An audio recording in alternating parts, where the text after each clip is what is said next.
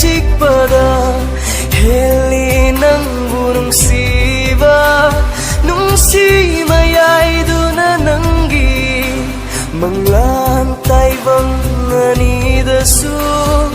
kauri boy khali na natara langtak na basi ko khalaro nanggi nungsiri kikpiro ngasidi senglaba nanggi nungsibana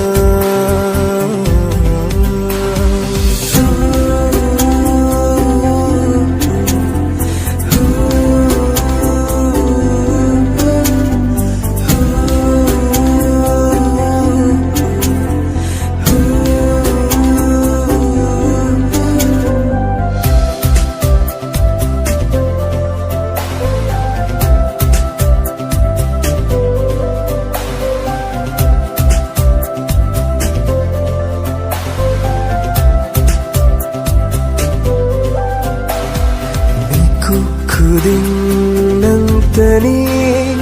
aigi wakhalsina khaliba ngawhale aibu tattana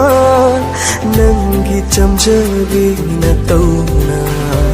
thamoy anigi warise mutnaidana laisano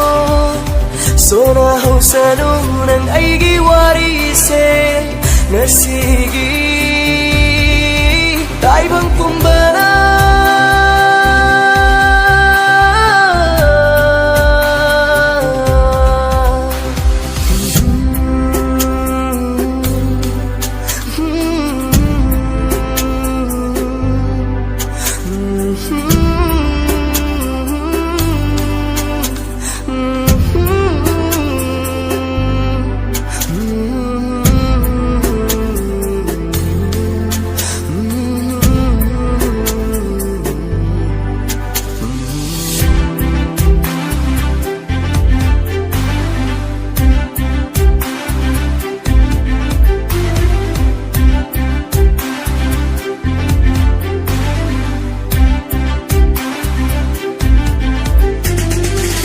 Sipirage kanagi nantay nungsibi nantayini Thawai sa hakchan sa sinarage nafamda pamubi nantayini Laiplay na sidi kongfam chekla nungsibi na sanlangi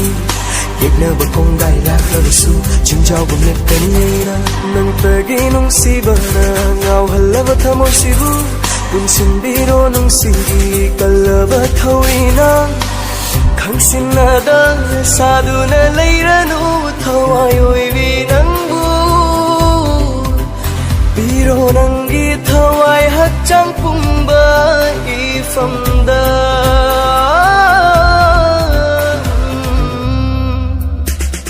Thamoy sa pirage kanagi nantay nungsibi nantayini Thawai sa hakchang sa sinarage nafamda pamubi nantayini Laiplay na sidi kongfam chekla nungsibi na sanlangi Yekna bakong dailak larisu chingjaw bumlip kanina